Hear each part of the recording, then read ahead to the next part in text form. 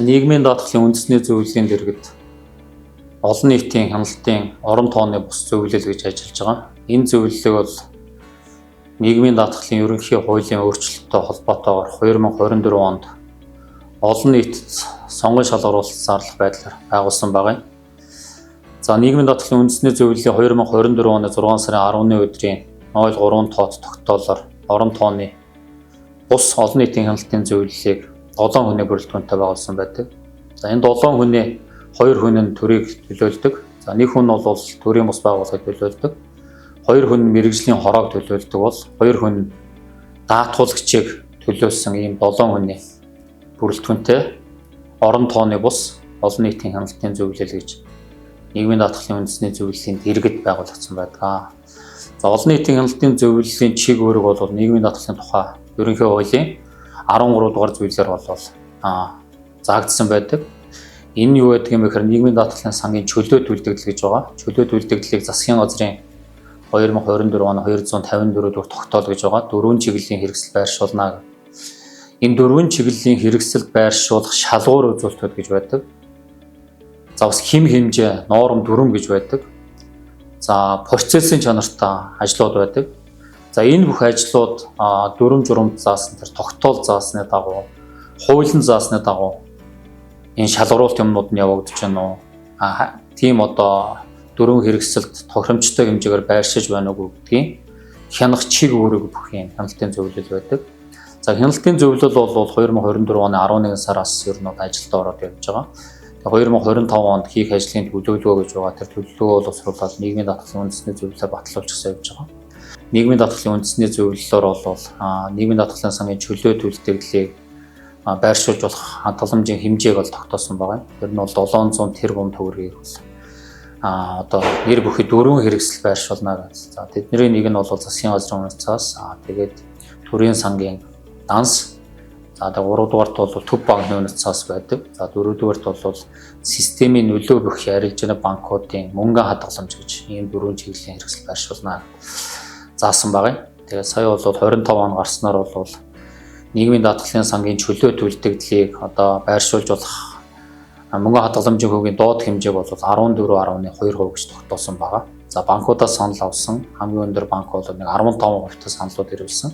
За 15%-аар ирүүлсэн хадгалан яаж ирүүлсэн банкуд дээр бид нэр хадгаламжийн хэмжээг бол хуваарлаад байршуулад ингээд явж байгаа. Тэр нь бол цаанаа бол төв банкнаас тогтоосон өөрийн хөрөнгийн 20%-аас дээшгүй нэг хадгаламж эзэмшигч хадгаламжийн хэмжээ бол байршуулна гэдэг хязгаар заагаад өгсөн байдаг. Тэнд багтаагаад бол хуваарлтууд явагдаж байгаа. Энэ хуваарлтууд зохисоор явагдаж байгаа үйлдэлээр бол нийгмийн даатгалын дэргэдийн олон нийтийн хяналтын зөвлөл яг 4-ийнхээ хүрээнд бол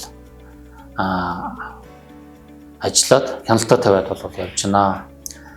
Нийгмийн даатгалын ерөнхий газраас сангийн ямар бол бичиг өгч байгаа. Тэр нь бол засгийн газрын бонд буюу дотоод үнэт цаасанд чөлөөт үлдэгдлээс 60 орчим тэрбум байршуулах боломжтой байна гэдэг. За энэ дээр бол ийм хэмжээтэй байршуулах хүсэлтийг хөвгүүлсэн байгаа. Энд нь бол бас нийгмийн даатгалын үндэсний зөвлөлийн дэргэд хяналтын зөвлөл бол холбогдох хяналтаа тавиад явж байна.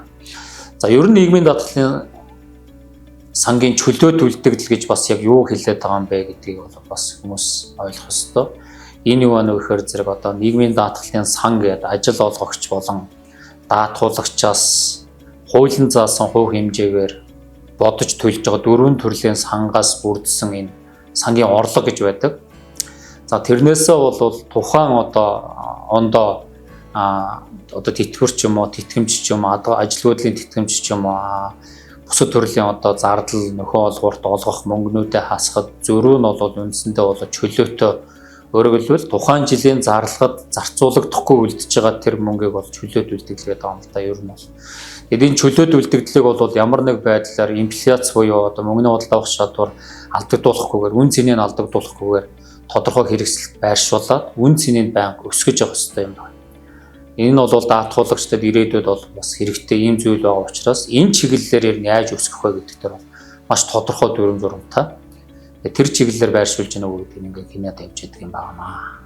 За олон нийтийн хяналтын зөвлөл байгуулагдсанаас хойш хийж байгаа дөрөвтөө 2 том ажил байгаа даа. За энэ нь бол Монгол банк, Монголын хөрөнгийн бирж, санхүүгийн зохицуулахороо, үнэт заасны арилжаа эрхлэгчдийн холбоо гэх мэтлэн чөлөө төлөвлөлийг байршуулж болох зах зээл болон одоо холбогдох төрийн бус байгууллагуудын төлөөлөлтөд уулзаж энэ нийгмийн даатгалын сангийн чөлөө төлөвлөлийг хамгийн эрсдэл багтаагаар хамгийн их өгөөжлөгөөр яаж байршуулах боломж олцоо байна гэдэг дээр бол уулзалтууд хийсэн. Тэрнээс бол тодорхой хэмжээний ойлголтод бас нэгдэж хүрсэн байгаа. Олон нийтийн хяналтын зөвлөл гэдэг бол зөвхөн хянаад байгаад байдаг байгууллага биш.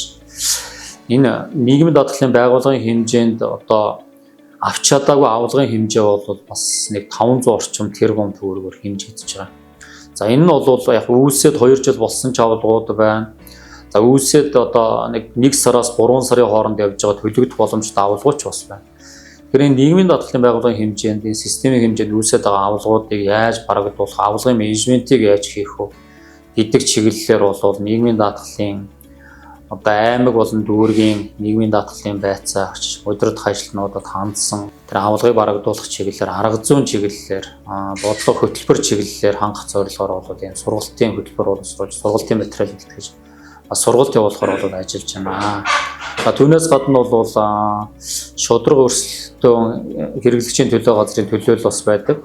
Энэ нийгмийн даатгалын байгууллагын хэмжээнд энэ шудраг өрсөлдөөнийг хэрхэн хангаж ажиллах уу гэдэг чиглэлээр бас нийгмийн даатгалын байцаагчдад бас сургалт арга зүйн одоо зөвлөгөөхөр бол бас ажиллаад явж байгаа юм ажлууд бол хийгдээд явж байна. Жилийн туршид бол нийтдээ нэг 10 гаруй ажлыг хийхэд төлөвлөсөн. За энэний эхний улиралд бол нэг 3-4 ажлыг хэрэгжүүлээд үр дүн гараад явж байна. Цаашд бас үе шаттайгаар энэ ажлууд маань хийгдээд явах юм.